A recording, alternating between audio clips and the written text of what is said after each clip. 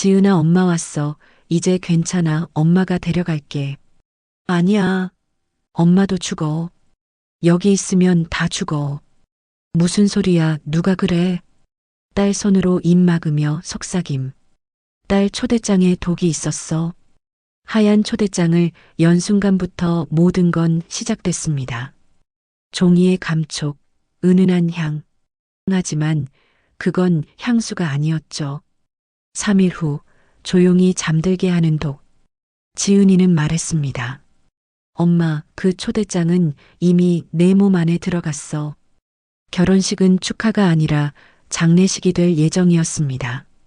독은 이미 몸 안에 퍼진 상태. 손은 떨리고 호흡은 가빠지고. 엄마 지금 마셔. 안 그러면 늦어. 지은의 목소리가 울렸지만 그 약이 정말 해독제라는 보장은 없었습니다. 하지만 선택할 시간은 없었죠. 엄마는 결국 뚜껑을 돌렸습니다. 지금부터 이 가족에게 벌어진 일들을 천천히 들려드리겠습니다. 영상이 이어지기 전에 구독과 좋아요 한번 부탁드릴게요. 당신의 작은 관심이 이 이야기를 더 많은 사람들에게 전할 수 있게 합니다. 여보, 이거 뭐예요? 김미숙은 우편함에서 꺼낸 하얀 봉투를 들어 올렸다. 고급스러운 질감의 종이, 금박으로 새겨진 이름. 보내는 이는 김지은. 자신의 딸이었다. 지은이가 뭘 보냈나? 남편 김태호가 신문을 내려놓으며 물었다. 미숙은 조심스럽게 봉투를 뜯었다. 안에서 나온 것은 결혼식 초대장이었다. 어머, 지은이가 결혼한다네. 초대장은 아름다웠다. 연분홍 장미 무늬와 함께 김지은 박민수라는 이름이 적혀 있었다. 날짜는 이번 주 토요일. 장소는 시내 유명 호텔이었다. 갑자기 연락도 없이? 태호의 목소리에 당황이 섞였다. 지은과는 3년째 연락이 끊어진 상태였다. 마지막 통화에서 심하게 다퉜던 기억이 떠올랐다. 그래도 딸인데, 결혼하는데 어떻게 안 가? 미숙은 초대장을 다시 들여다봤다. 뒷면에 작은 글씨로 메모가 적혀 있었다. 엄마, 아빠, 마지막 선물을 준비했어요. 꼭 와주세요. 마지막 선물? 이상한 표현이었다. 미숙은 가슴 한편이 묘하게 불안해지는 것을 느꼈다. 여보, 이 글 좀 봐요. 태호가 초대장을 받아들었다. 그의 얼굴이 굳어졌다. 마지막 선물이라니. 무슨 의미일까? 모르겠어요. 그냥 결혼 선물 말하는 것 아닐까요? 하지만 미숙의 목소리는 확신이 없었다. 딸의 필체를 30년 가까이 봐온 그녀였지만 이번 글씨는 왠지 달라 보였다.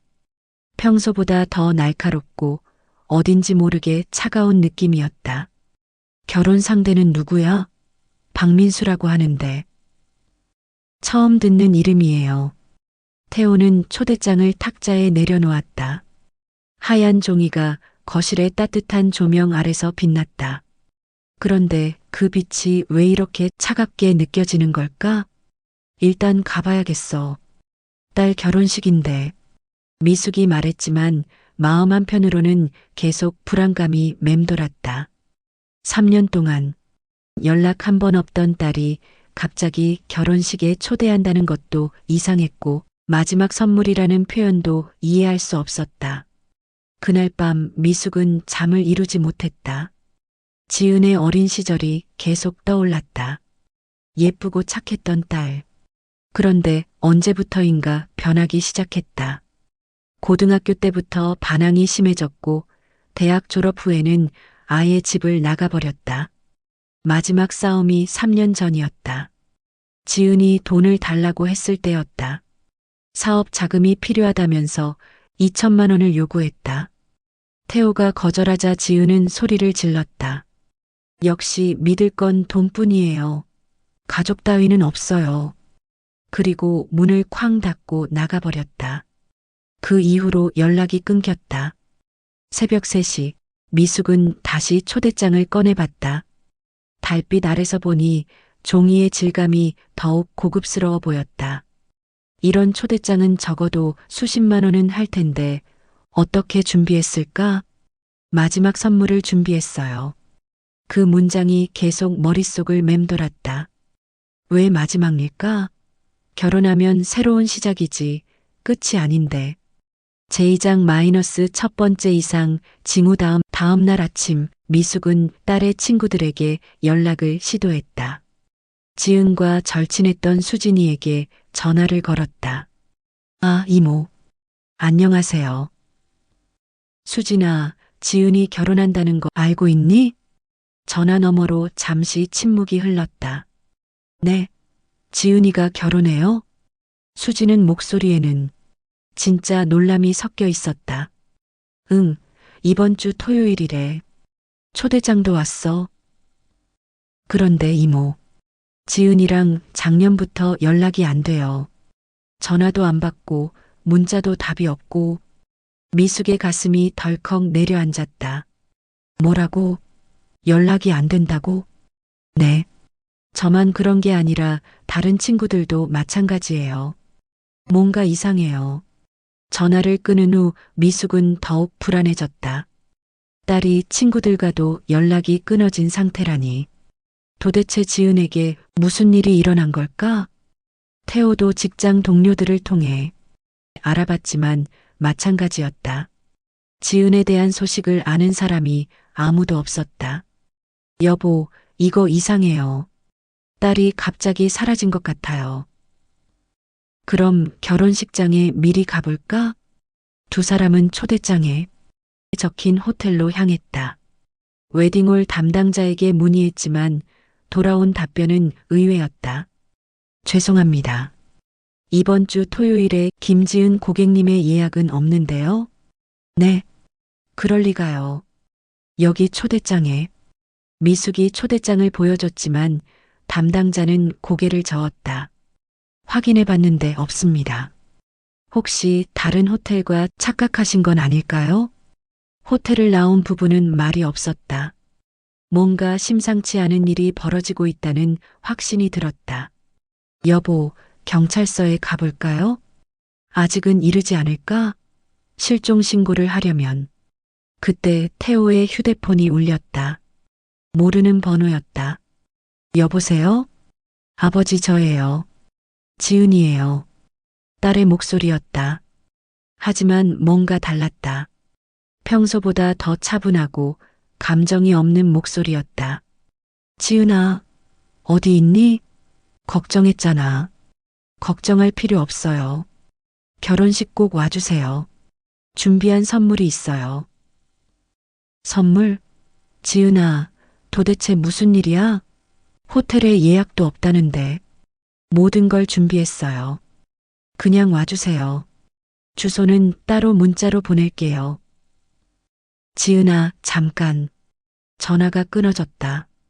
곧이어 문자가 왔다. 토요일 오후 2시, 경기도 광주시 신현리 134번지. 꼭 와주세요. 주소를 검색해보니 시골 마을이었다. 호텔이 아니라 개인 주택 같은 곳이었다. 이상해요, 여보. 왜 호텔이 아니라 시골에서 결혼식을 해요? 미숙의 불안감은 점점 커져갔다. 딸의 목소리도 평상시와 달랐고 장소도 이상했다. 그날 밤 미숙은 다시 초대장을 자세히 살펴봤다. 돋보기를 가져와서 구석구석 들여다봤다. 그러다가 이상한 것을 발견했다. 초대장 모서리에 아주 작은 점들이 있었다. 처음에는 인쇄 과정에서 생긴 얼룩인 줄 알았는데 자세히 보니 규칙적으로 배열되어 있었다. 점 3개, 선 하나, 점 2개. 이건 모스 부호였다. 미숙은 급히 인터넷을 검색해서 모스 부호 해독법을 찾았다. 떨리는 손으로 하나하나 해석해 보니 놀라운 메시지가 나타났다. 도와달라는 신호였다. 여보, 이거 봐요. 미숙은 새벽 6시에 태호를 깨웠다. 초대장의 모스 부호를 보여주며 설명했다. 도와달라고? 지은이가? 태호의 얼굴이 창백해졌다. 딸이 위험에 처해 있다는 뜻이었다. 당장 경찰서에 가요.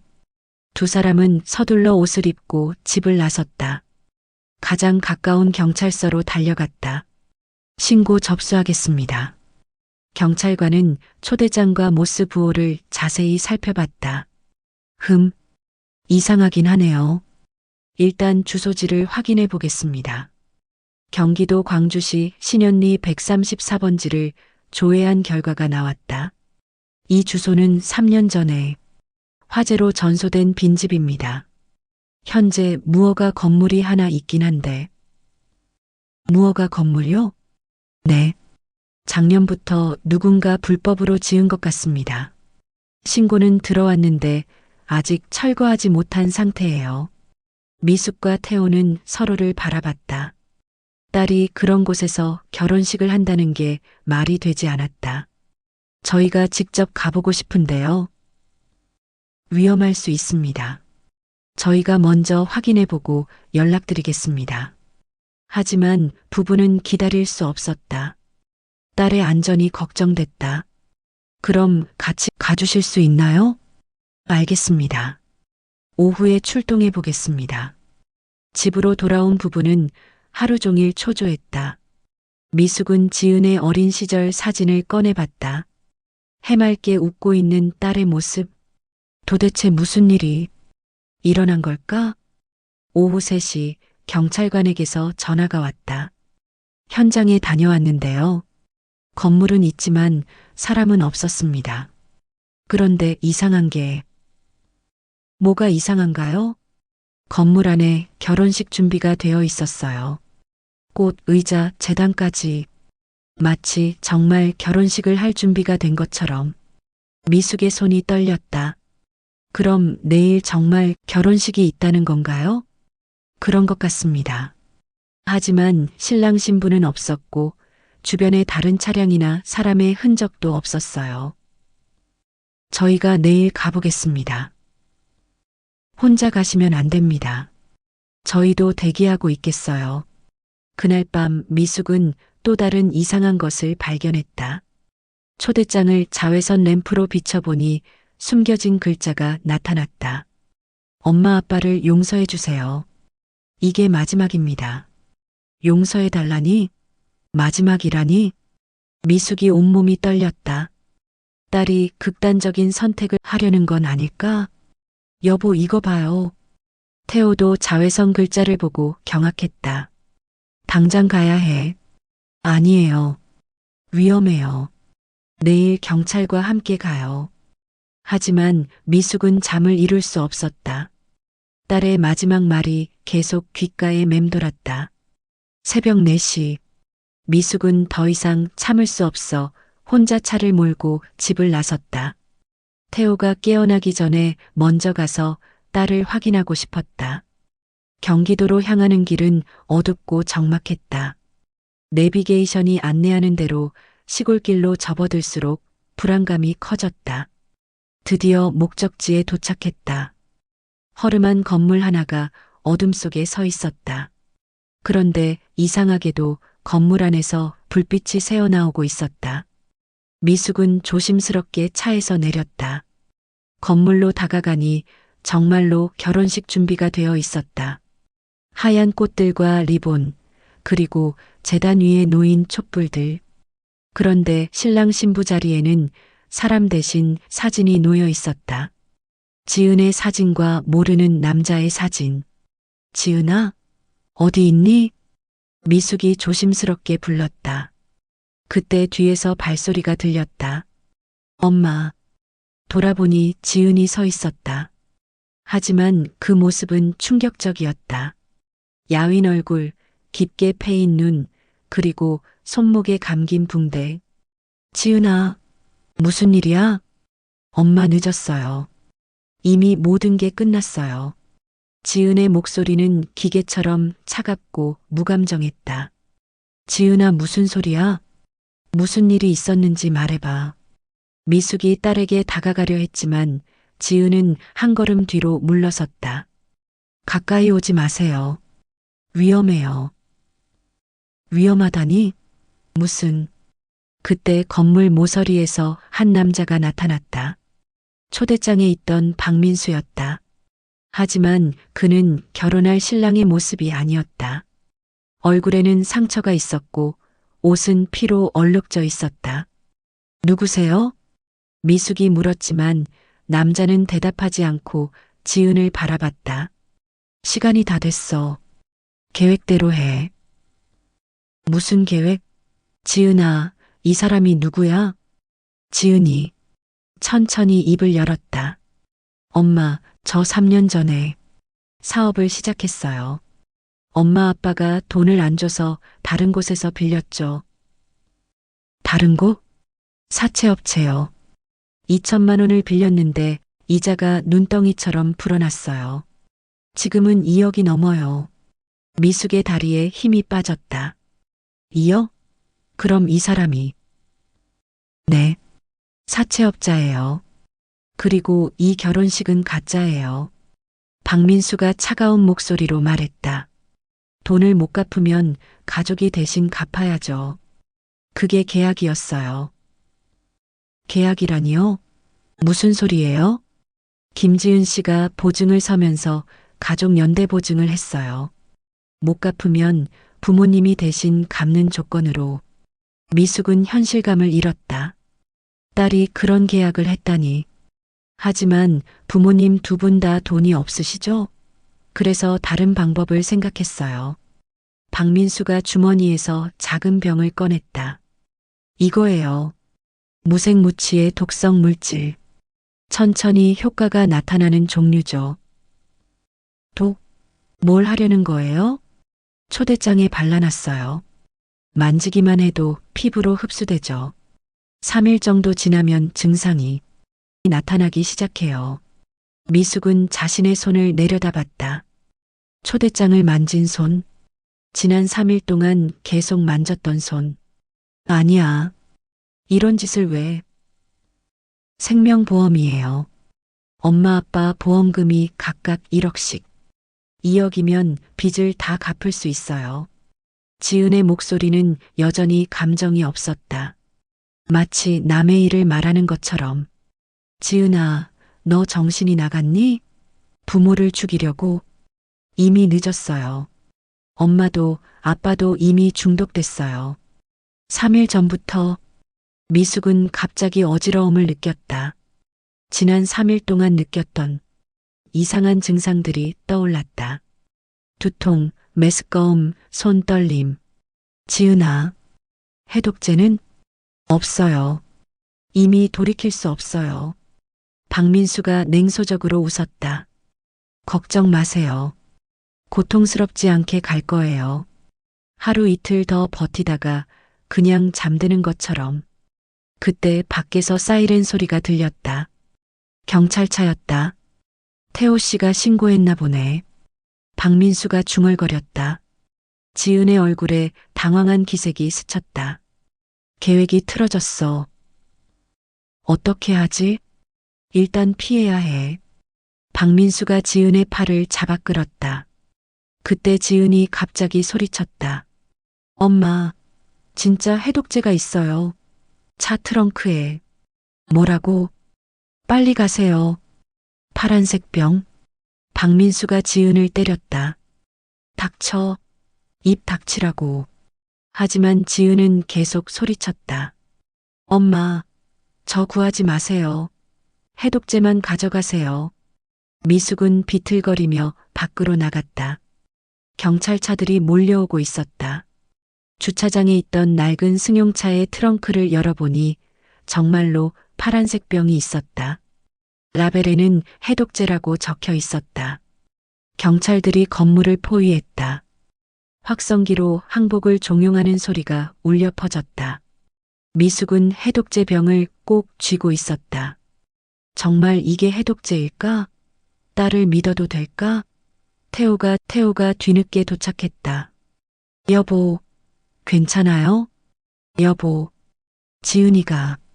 미숙은 눈물을 흘리며 지금까지의 일을 설명했다. 태호의 얼굴이 점점 창백해졌다. 그럼 우리가 독에 중독된 거예요? 지은이가 해독제를 줬어요. 이거예요.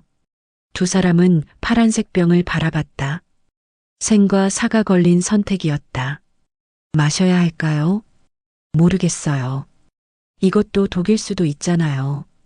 그때 건물에서 총소리가 났다. 그리고 지은의 비명소리. 지은아. 미숙이 건물로 뛰어가려 했지만 경찰이 막았다. 위험합니다. 안 됩니다. 30분 후 사태가 마무리됐다. 박민수는 체포됐고 지은은 병원으로 옮겨졌다. 총상은 입었지만 생명에는 지장이 없다고 했다. 병원에서 지은을 만난 부모. 딸의 얼굴은 눈물범벅이었다. 엄마, 아빠, 미안해요. 지은아. 처음엔 정말 그럴 생각이었어요. 너무 절망적이었거든요. 2억이라는 돈이 너무 컸고 다른 방법이 없다고 생각했어요. 지은이 흐느끼며 말을 이었다. 하지만 초대장을 만들면서 어린 시절이 생각났어요. 엄마 아빠가 얼마나 저를 사랑했는지. 그래서 모스 부호를 남긴 거야? 네. 그리고 자외선 잉크로 메시지도 남겼어요. 엄마 아빠가 알아봐 주길 바라면서. 태호가 물었다. 그럼 초대장에 독은 정말 발라져 있었던 거야? 지은이 고개를 저었다. 아니에요. 가짜였어요. 박민수를 속인 거예요. 뭐라고? 진짜 독을 바르면 엄마 아빠가 정말 죽을 수도 있잖아요. 그래서 무해한 화학물질을 발랐어요. 알레르기 반응 정도만 일으키는. 미숙이 자신의 손을 봤다. 확실히 며칠 전부터 손이 약간 가려웠다. 그럼 우리가 느낀 증상들은 스트레스와 불안감 때문이었을 거예요. 플라시보 효과 같은. 해독제도 가짜야? 네. 그냥 비타민 음료예요. 지은이 더 큰 소리로 울기 시작했다. 정말 미안해요. 어떻게 부모님을 그런 위험에 빠뜨릴 생각을 했는지. 미숙과 태호는 서로를 바라봤다. 분노보다는 안도감이 먼저 들었다. 딸이 완전히 길을 잃지는 않았구나. 그런데 박민수는 진짜였어요. 정말 위험한 사람이었어요. 저를 협박해서 이런 일을 시킨 거예요. 이제 끝났어. 경찰이 잡았으니까. 태호가 딸의 손을 잡았다. 하지만 빚은 어떻게 해? 그건 모르겠어요. 병원에서 나온 부부는 말이 없었다. 딸을 용서해야 할지, 화를 내야 할지 혼란스러웠다. 여보, 어떻게 생각해요? 모르겠어요. 배신감도 들고, 안도감도 들고. 집에 돌아와서 두 사람은 오랫동안 이야기했다.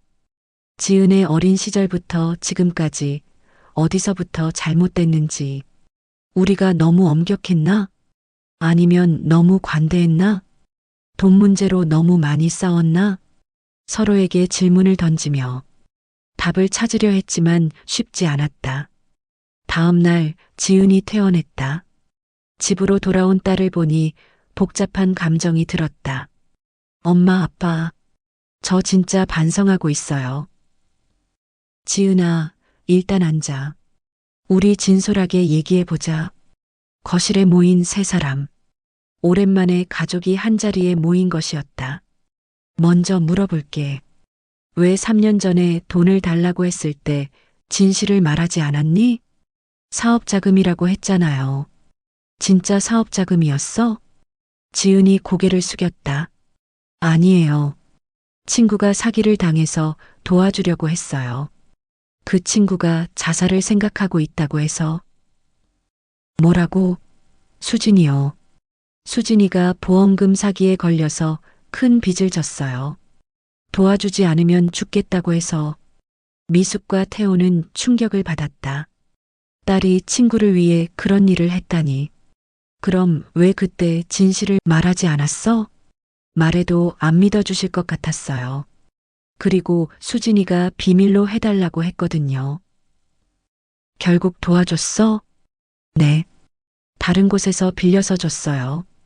그게 사채였죠. 태호가 한숨을 쉬었다. 지은아, 그때 진실을 말했으면 우리가 도와줬을 텐데. 정말요? 물론이지. 내가 어려움에 처한 친구를 도우려 한다면 당연히 도와줘야지. 지은이 눈물을 흘렸다. 몰랐어요. 엄마 아빠가 그렇게 생각하실 줄은. 우리도 잘못했어. 평소에 너랑 진솔한 대화를 나누지 못해서. 미숙이 딸의 손을 잡았다. 이제부터는 뭐든지 솔직하게 얘기하자. 어떤 어려움이 있어도 가족이 함께 해결하는 거야. 빚은 어떻게 해요? 2억이나 되는데. 태호가 진지한 표정으로 말했다. 집을 팔아야겠어. 그리고 내가 퇴직금도 받을 수 있고. 아니에요. 그러면 엄마 아빠가 너무 힘들어져요. 지은아, 가족이란 게 그런 거야. 한 사람이 어려우면 모두가 함께 짊어지는 거지.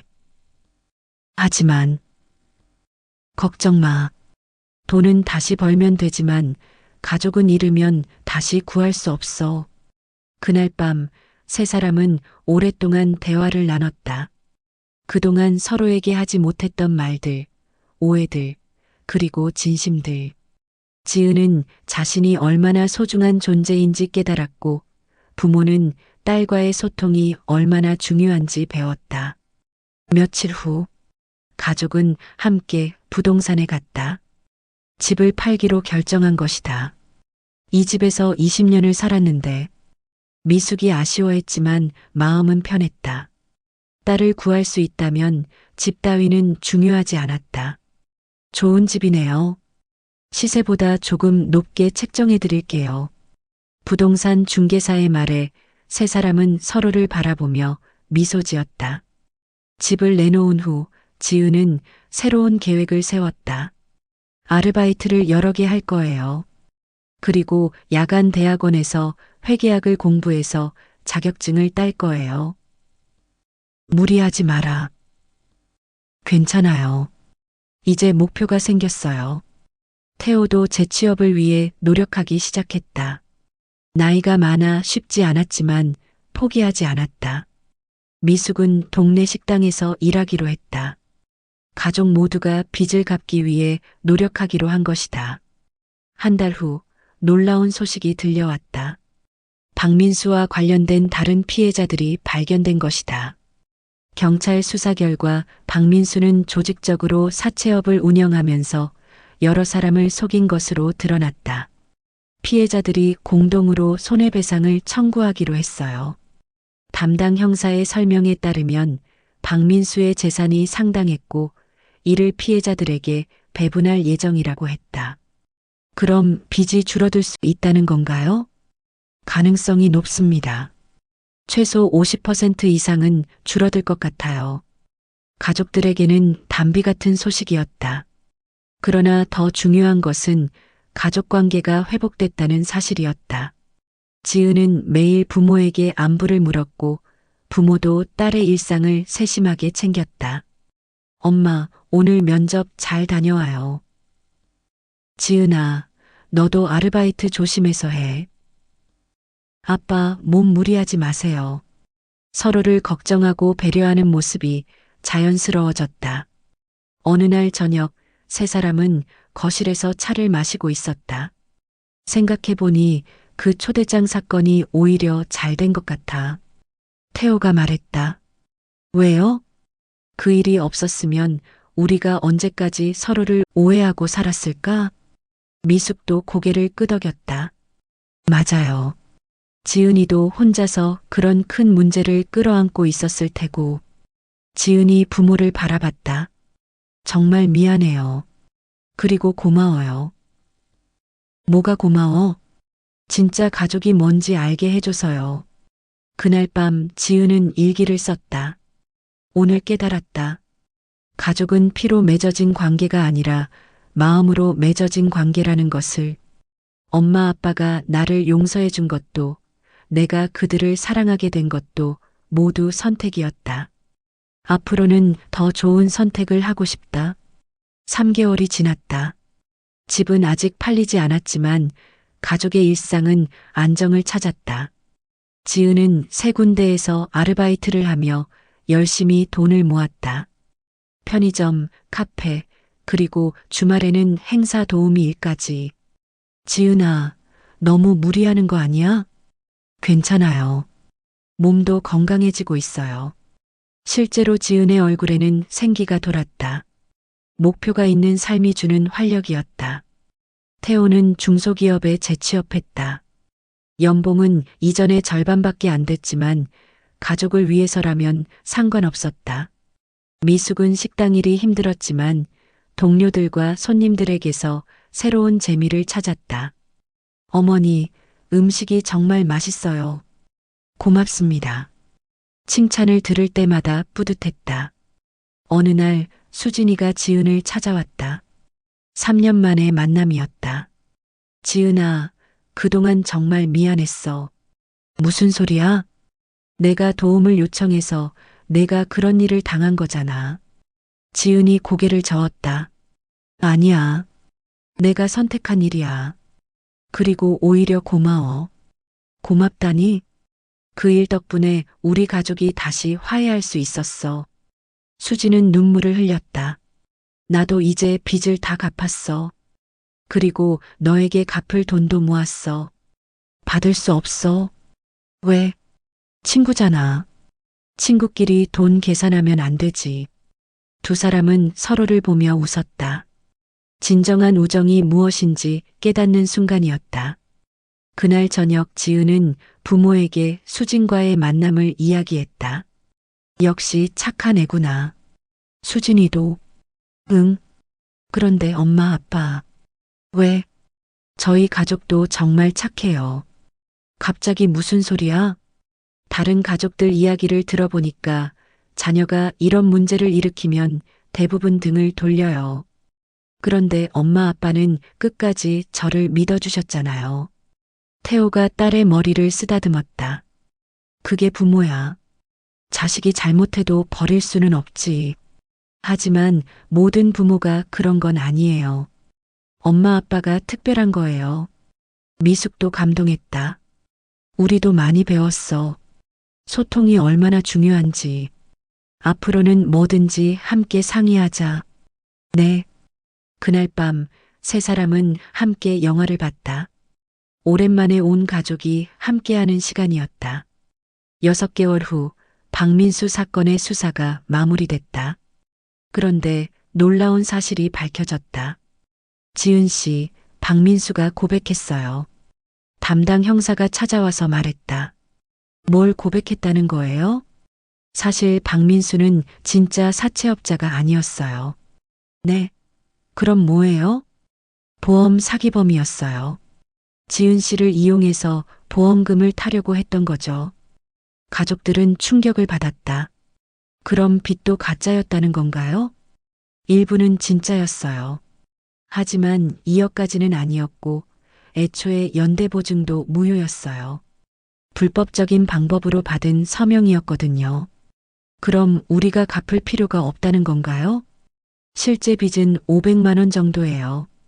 그것도 박민수가 배상하기로 했어요. 지은이 주저앉았다. 그럼 내가 그동안 속은 거예요. 박민수가 처음부터 계획한 일이었어요. 형사의 설명에 따르면 박민수는 여러 명의 젊은 여성들에게 접근해서 비슷한 수법을 쓴 전문 사기범이었다. 가짜 빚을 만들어서 절망에 빠뜨린 후 보험금을 노리는 범죄를 저지른 것이다. 다른 피해자들도 있나요? 네. 총 8명이에요. 지은 씨가 가장 마지막이었어요. 그럼 다른 사람들은 다행히 모두 구조됐어요. 지은 씨가 신고해준 덕분에 가족들은 서로를 바라봤다. 복잡한 감정이 몰려왔다. 그럼 우리가 지난 6개월 동안 의미 없는 일이었나요? 형사가 고개를 저었다. 그렇지 않아요. 가족이 하나가 된 것은 진짜잖아요. 집으로 돌아온 후 세 사람은 오랫동안 말이 없었다. 웃긴 일이네. 태호가 먼저 입을 열었다. 가짜 위기 때문에 진짜 가족이 된 거네. 지은이 쓴웃음을 지었다. 박민수한테 감사해야 하나? 그런 것도 아니고. 미숙이 말했다.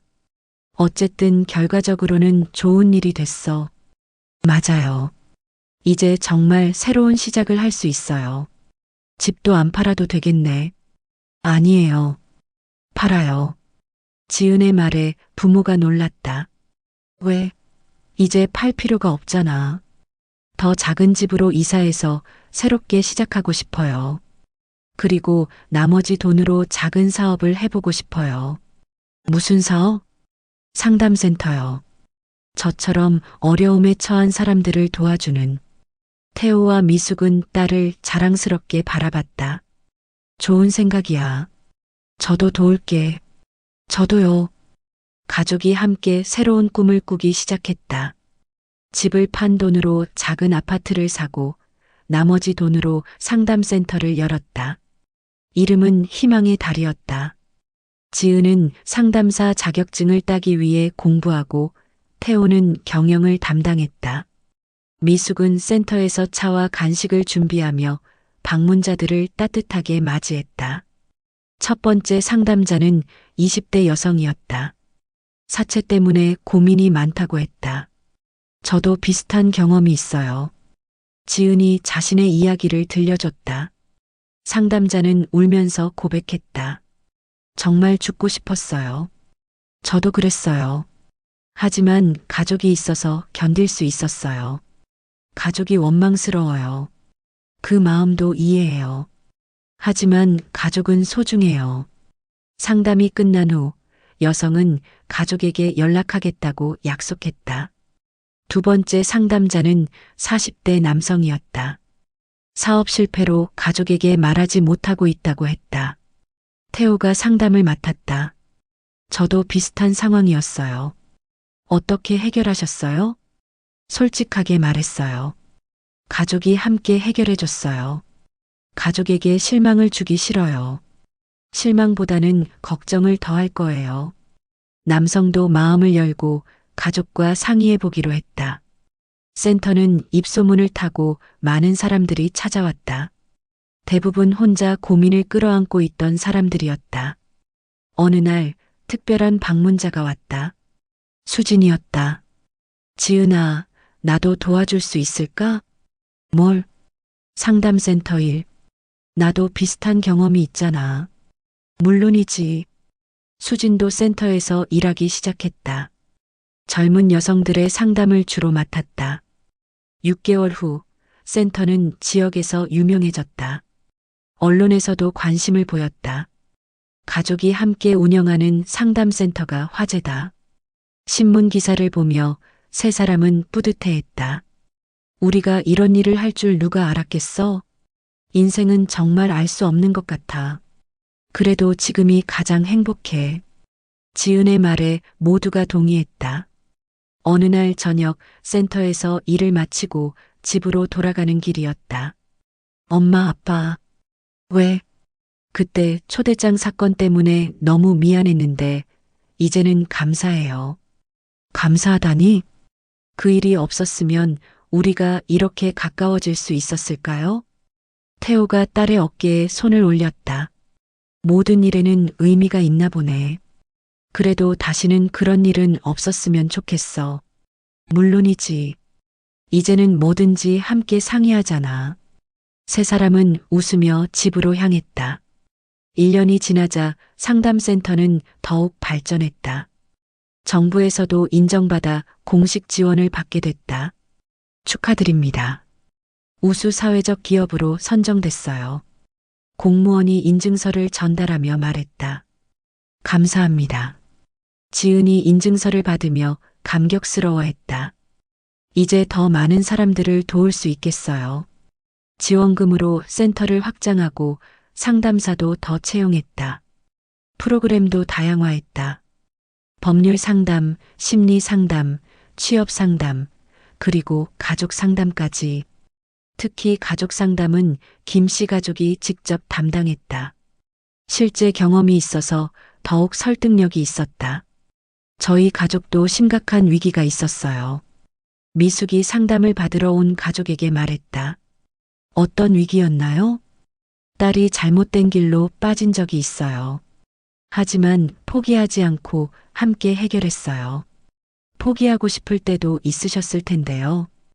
물론이에요. 하지만 가족이니까요. 상담을 받은 가족들은 대부분 긍정적인 변화를 보였다. 어느 날 놀라운 소식이 들려왔다. 전국 방송에서 센터를 소개하고 싶다는 것이었다. 정말 방송에 나가는 건가요? 네. 다큐멘터리로 제작할 예정이에요. 촬영팀이 와서 센터의 일상을 담았다. 가족이 함께 일하는 모습, 상담받는 사람들의 이야기, 그리고 변화의 과정들. 방송이 나간 후 전국에서 연락이 쇄도했다. 저희 지역에도 센터를 열 수 있을까요? 프랜차이즈 같은 건 생각해 보셨나요? 저도 상담사가 되고 싶어요.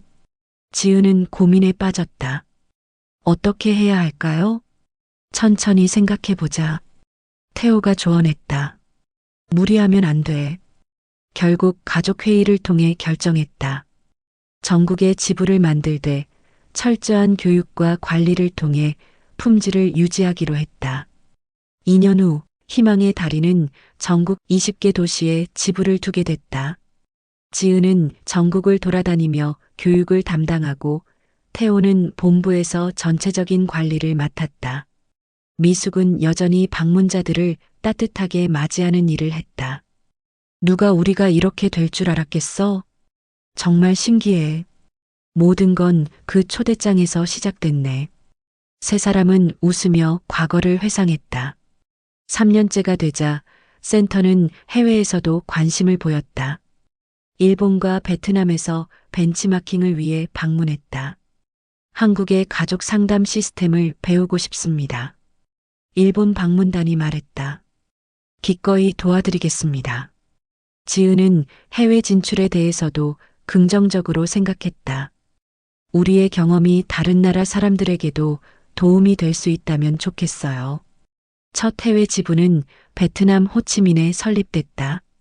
현지 상황에 맞게 프로그램을 조정했지만 핵심은 같았다. 가족의 소중함이었다.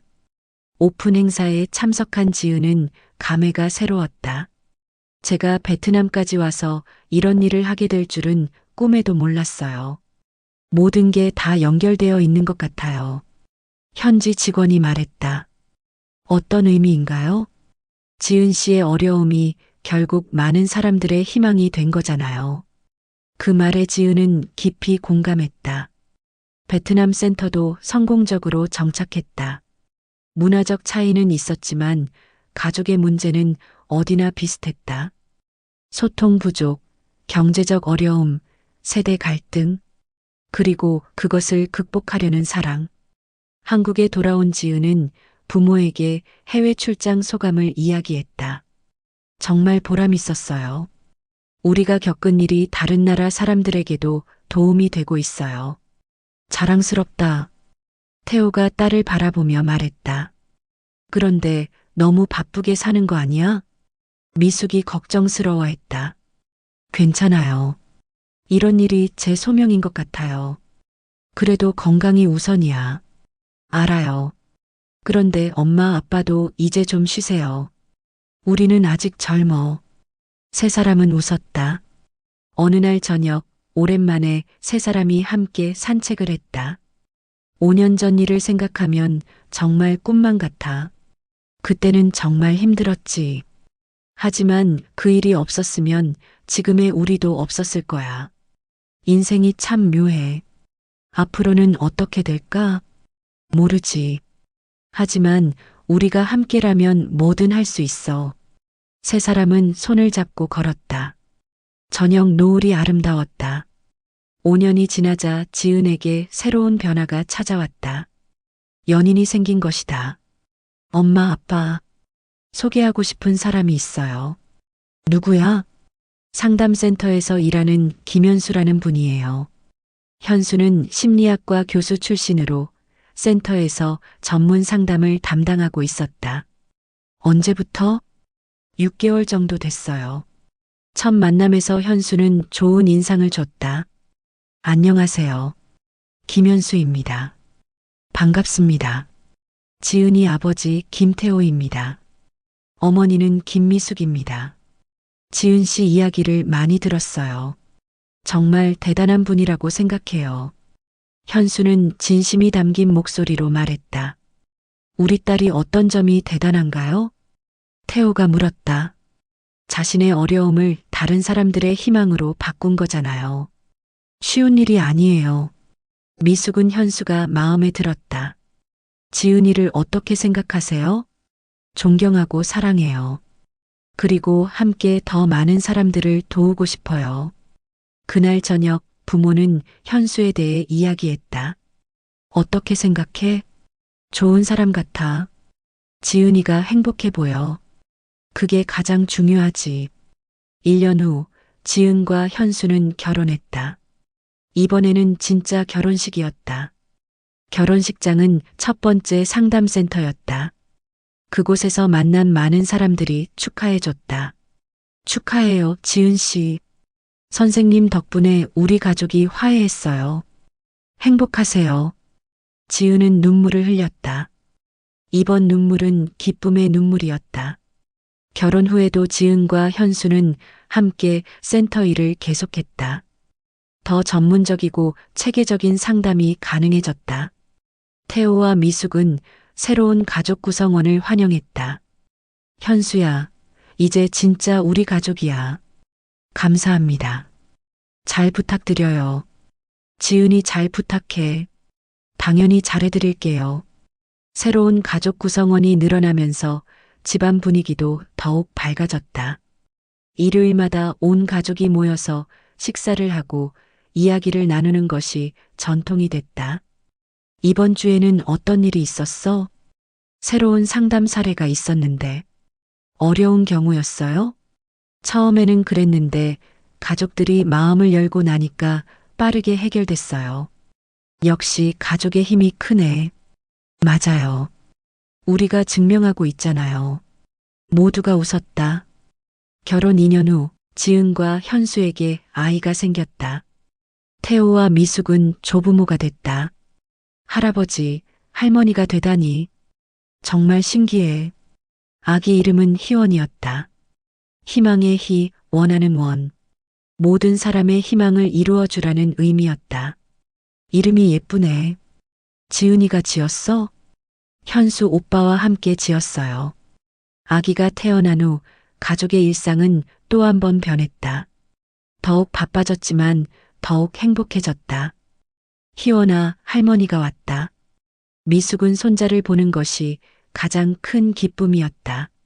여보, 우리가 조부모가 될 줄 누가 알았겠어? 5년 전만 해도 딸과 말도 안 했는데 정말 많이 변했네.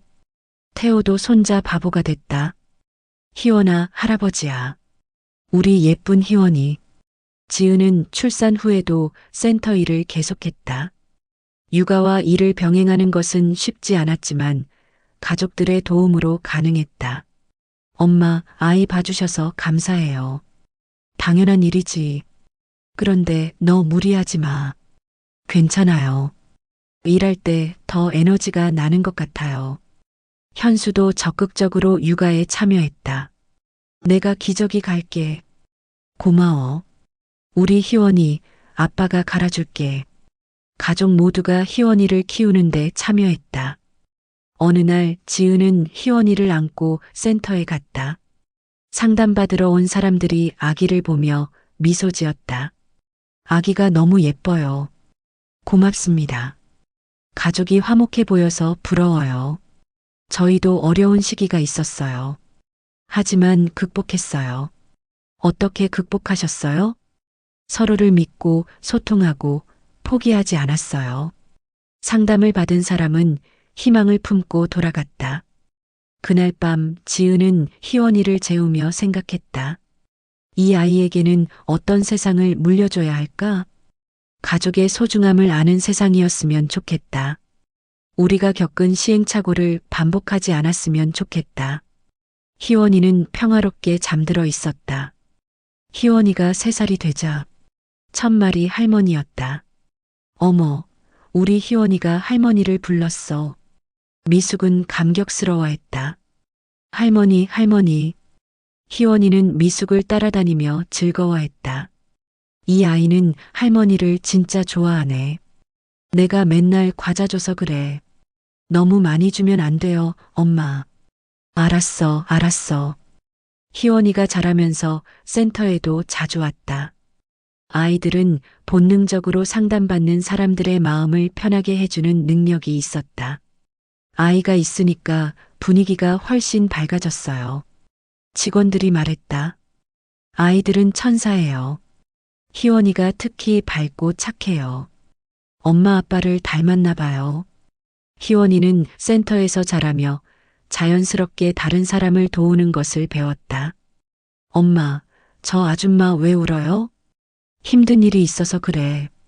도와줘야 해요? 그럼 우리가 도와줄 거야. 희원이는 울고 있는 사람에게 가서 자신의 인형을 건네줬다. 아줌마, 이거 가지세요. 기분 좋아져요. 상담받던 여성은 아이의 순수함에 감동했다. 고마워, 예쁜 아가야. 우리 희원이가 미안해요. 아니에요. 정말 위로가 돼요. 그날 이후 희원이는 센터의 작은 천사가 됐다. 지은은 희원이를 보며 자신의 어린 시절을 떠올렸다. 나도 저 나이에는 순수했을 텐데 언제부터 변하기 시작했을까? 희원이는 어떻게 자랄까? 현수와 이야기를 나눴다. 희원이에게는 어떤 교육을 시켜야 할까? 무엇보다 사랑을 많이 받고 자라야 해. 그리고 다른 사람의 마음을 이해하는 능력을 길러줘야 해. 어떻게? 우리가 하는 일을 보여주면서 자연스럽게 배우게 하는 거지. 좋은 생각이야. 희원이는 그렇게 센터에서 자라며 다양한 사람들을 만났다. 어려움에 처한 사람들, 그것을 극복한 사람들, 그리고 그들을 돕는 사람들. 희원아, 사람들이 왜 울까? 속상해서요. 그럼 어떻게 해줘야 할까? 안아줘요. 맞아. 그리고 말 들어줘요. 우리 희원이가 정말 똑똑하네. 희원이는 어린 나이에도 사람의 마음을 읽는 능력이 뛰어났다. 희원이가 5살이 되던 해 가족에게 시련이 찾아왔다. 태호가 갑자기 쓰러진 것이다. 119에 신고했어요. 아버지, 의식이 있으세요? 병원으로 빨리. 응급실에서 진단 결과가 나왔다. 뇌경색입니다. 다행히 빨리 발견해서 큰 문제는 없을 것 같아요. 회복될 수 있나요? 재활 치료를 받으면 일상생활에는 문제 없을 거예요. 가족들은 안도했지만 걱정이 컸다. 아버지, 괜찮으세요? 응, 괜찮아. 태호의 말이 어눌해졌다. 뇌경색의 후유증이었다. 말하기가 힘드시죠? 조금. 재활치료 받으면 나아질 거예요. 의사의 말대로 태호는 재활치료를 받기 시작했다. 가족 모두가 돌아가며 돌봤다. 아버지, 발음 연습해요. 아버지. 잘하셨어요. 희원이도 할아버지를 돕기 위해 노력했다. 할아버지, 희원이가 책 읽어줄게요. 고마워, 희원아. 옛날에. 희원이의 동화책 읽기는 태호에게 큰 힘이 됐다. 3개월 후 태호는 많이 회복됐다. 말도 거의 정상으로 돌아왔고 걷는 것도 문제 없었다. 정말 다행이야. 가족들 덕분이야. 서로 도우니까 이겨낼 수 있었어. 이 시련을 통해 가족은 더욱 단단해졌다. 특히 희원이는 할아버지를 돌보며 남을 배려하는 마음을 더욱 키웠다. 희원아, 할아버지 도와줘서 고마워.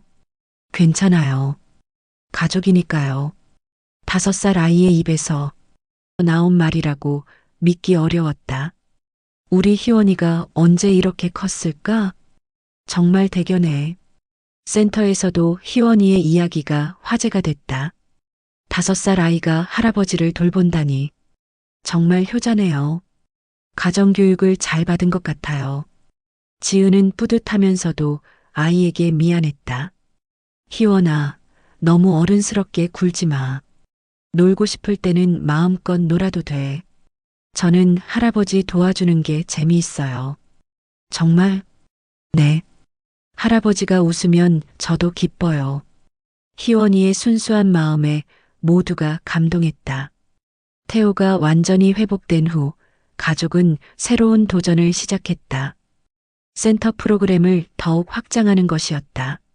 어린이와 청소년을 위한 프로그램을 만들어 보면 어떨까? 지은이 제안했다.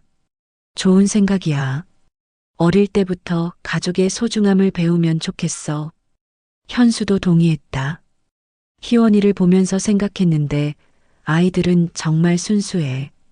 그 순수함을 지켜주고 싶어. 첫 번째 어린이 프로그램은 가족사랑 캠프였다. 가족 단위로 참여해서 함께 활동하는 프로그램이었다. 오늘은 가족 미션을 해볼 거예요. 지은이 어린이들에게 설명했다. 어떤 미션이에요? 가족에게 사랑한다고 말하기, 포옹하기, 그리고 고마운 일 말하기예요. 아이들은 신나했다. 엄마 사랑해요. 아빠 고마워요. 할머니 보고 싶었어요. 부모들도 눈물을 흘렸다. 이런 시간이 정말 소중하네요. 평소에 말하지 못했던 걸 표현할 수 있어서 좋아요. 프로그램은 큰 성공을 거뒀다.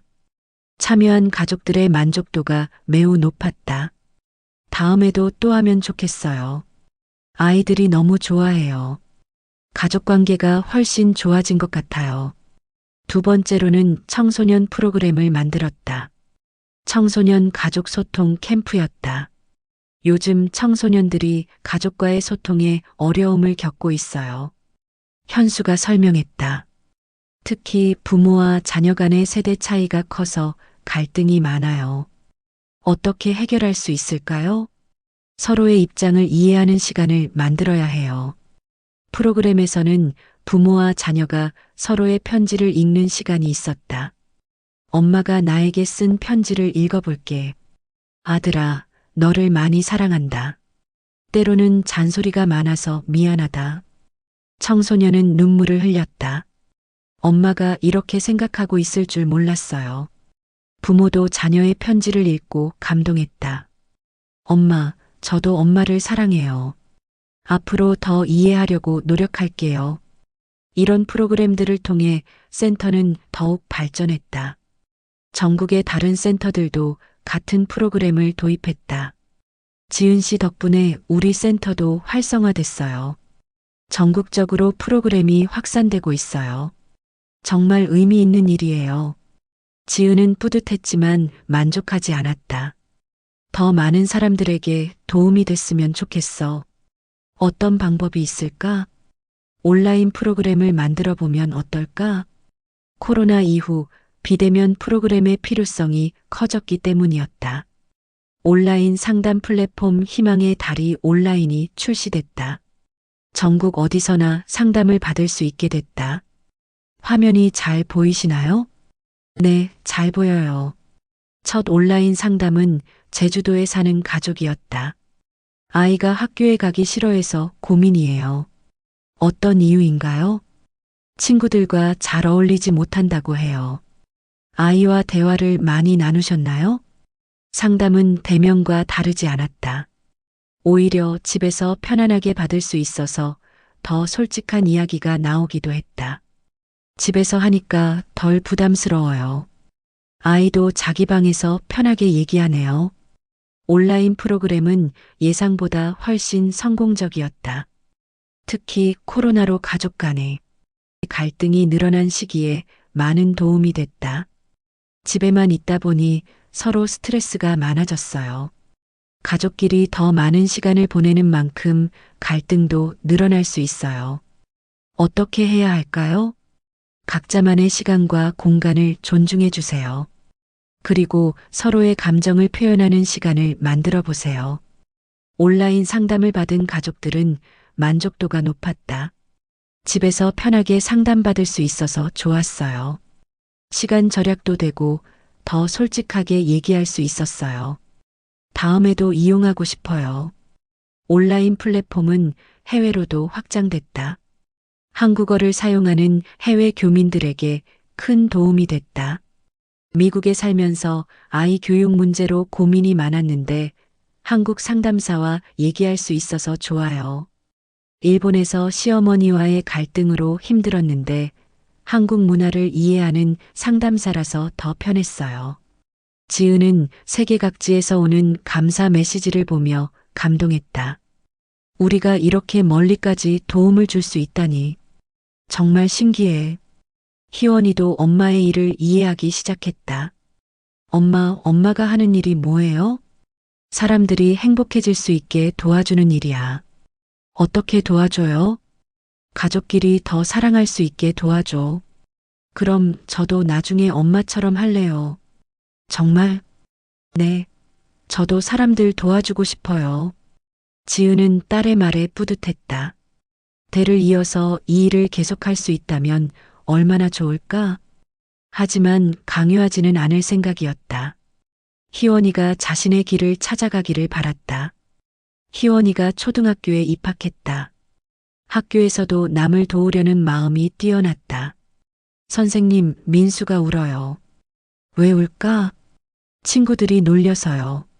그럼 어떻게 해야 할까? 같이 놀자고 해야 해요. 희원이는 친구들의 중재자 역할을 자연스럽게 했다. 희원이 덕분에 우리 반 분위기가 좋아졌어요. 담임 선생님이 지은에게 말했다. 아이들끼리 싸우면 희원이가 나서서 중재해줘요. 그런가요? 정말 대단한 아이예요. 어떻게 교육시키셨어요?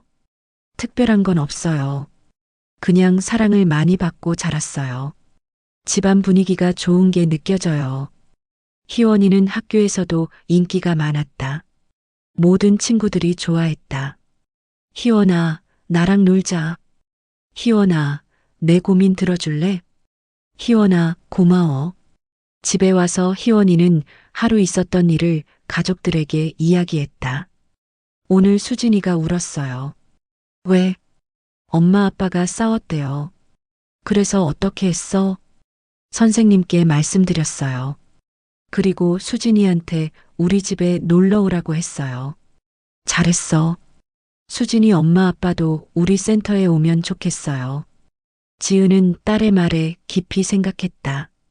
이 아이는 정말 타고난 것 같아. 하지만 너무 어른스럽게 키우는 건 아닐까? 현수와 상의했다.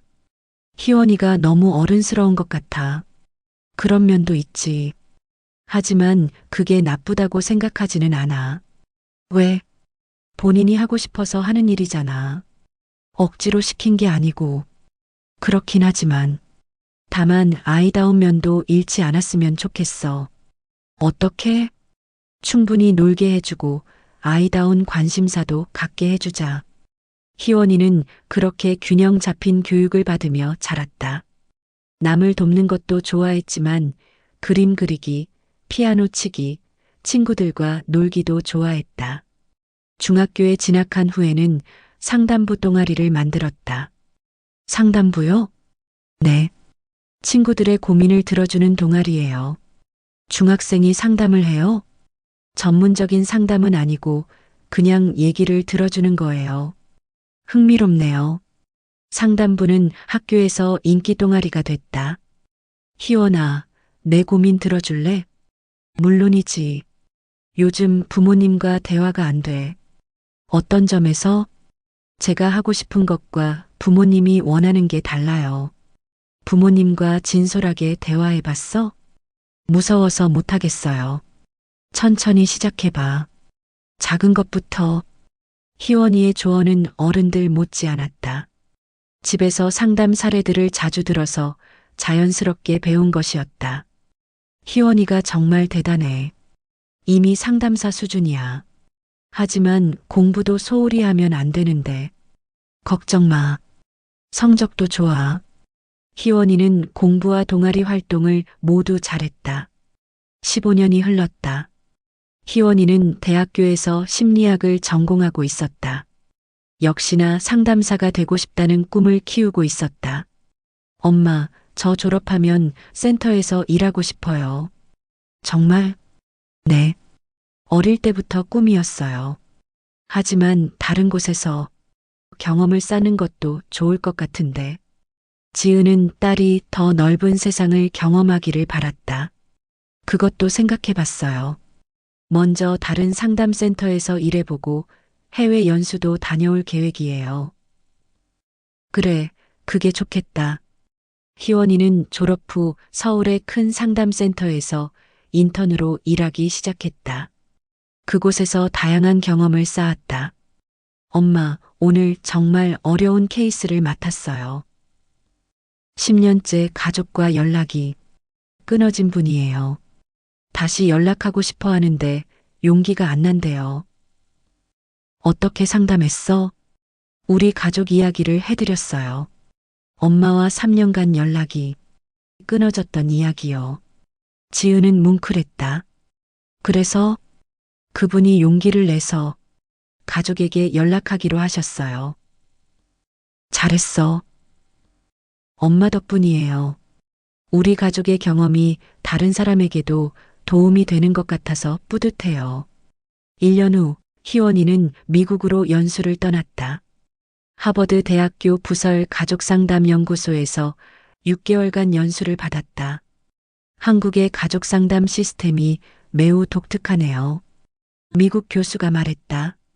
어떤 점에서요? 가족 전체가 참여해서 문제를 해결하는 방식이 인상적이에요.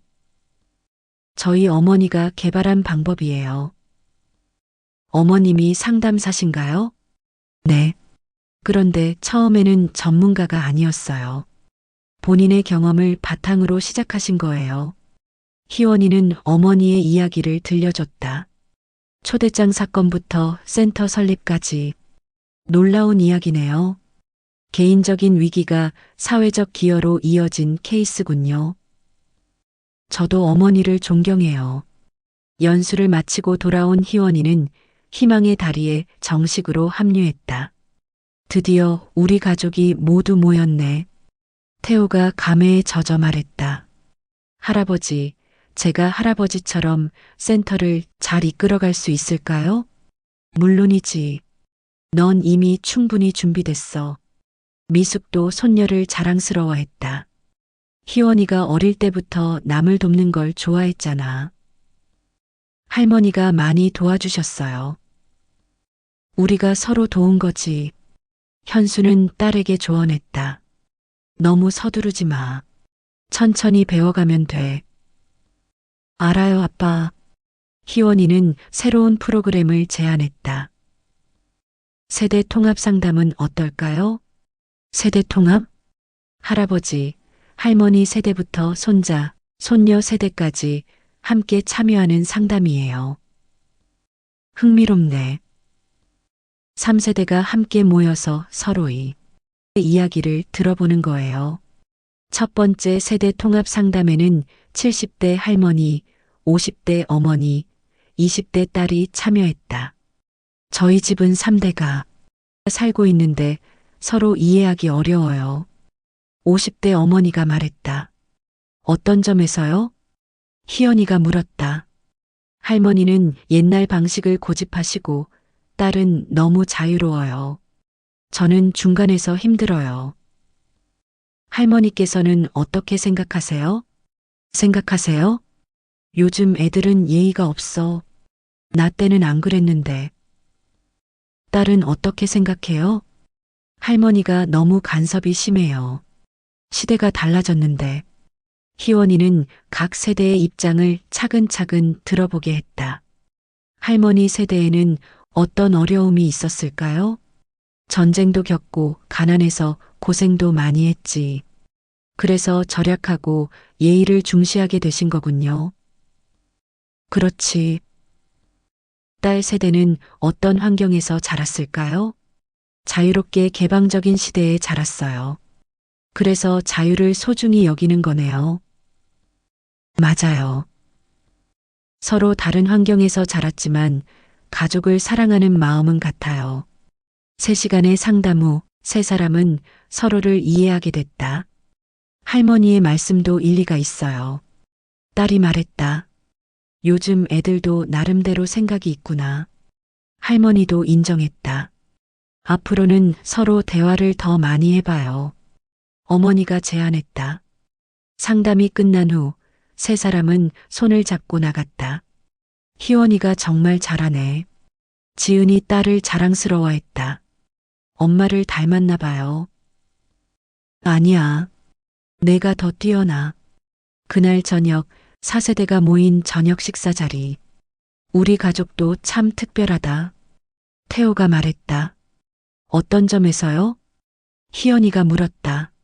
4세대가 모두 같은 일을 하고 있잖아. 정말 그렇네요.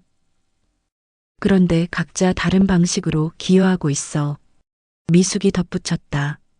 할아버지는 경영을, 할머니는 따뜻함을, 엄마는 전문성을, 아빠는 학술적 깊이를, 그리고 희원이는 새로운 아이디어를.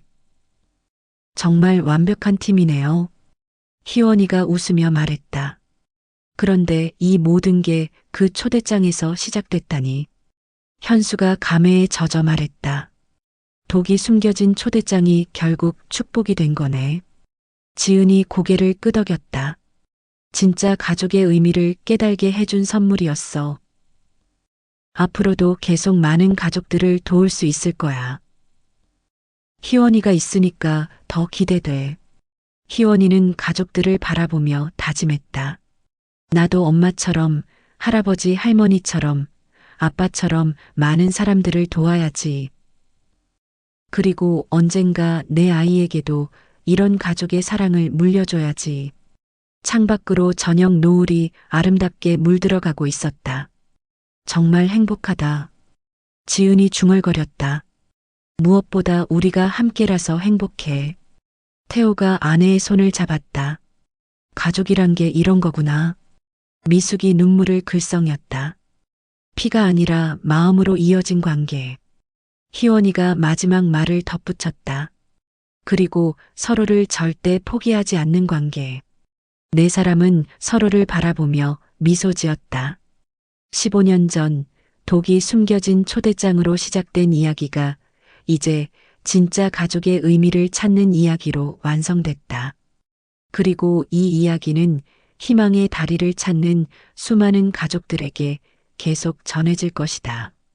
진짜 가족은 피보다 진한 것이 마음이라는 것을, 서로를 사랑하고 이해하고 포기하지 않는 것이 진정한 가족이라는 것을. 희망의 다리는 이제 전 세계 50개국에 지부를 두고 있다. 매년 수만 명의 가족이 이곳을 통해 화해하고 새로운 시작을 한다. 지은은 60대가 되어 원장직을 희원이에게 물려주었다. 태호와 미숙은 80대가 되어서도 여전히 센터에서 봉사활동을 하고 있다. 희원이는 결혼해서 쌍둥이를 낳았다. 아이들은 5세대가 되어 센터에서 자라고 있다. 벽에 걸린 액자에는 15년 전 그 초대장이 보관되어 있다.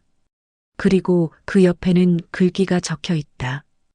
가장 큰 독은 오해이고 가장 강한 해독제는 사랑이다. 진짜 가족은 피가 아니라 마음으로 이어진다. 가장 큰 독은 오해였고 가장 강한 해독제는 사랑이었습니다. 여러분도 혹시 멀어진 가족이 있다면 오늘 한번 연락해 보는 건 어떨까요?